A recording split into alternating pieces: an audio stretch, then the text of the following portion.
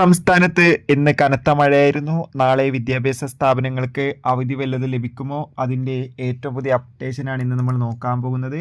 വീഡിയോയ്ക്ക് മുൻപ് video like ചെയ്യുക, ചാനൽ സബ്സ്ക്രൈബ് ചെയ്യുക. ജൂലൈ മാസം അങ്ങോട്ട് ധാരാളം ചിത്രങ്ങൾ OTT റിലീസ് ചെയ്യുന്നുണ്ട്. നമ്മുടെ ചാനൽ ഭാഗം പരിശോധിച്ചാൽ ആ വീഡിയോയ്ക്ക് നിങ്ങൾക്ക് കാണാൻ വേണ്ടി സാധിക്കുന്നതായിരിക്കും.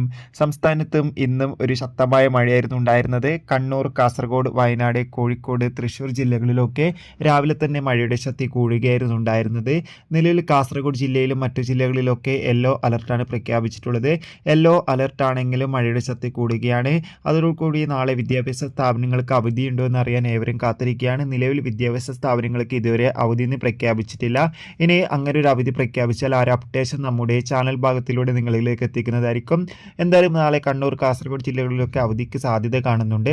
മഴ കൂടുകയാണെങ്കിൽ മിക്കവാറും അവധി ലഭിച്ചേക്കാം. കൂടുതൽ അപ്ഡേഷൻ കിട്ടാൻ വേണ്ടി ചാനൽ ഇപ്പോൾ തന്നെ സബ്സ്ക്രൈബ്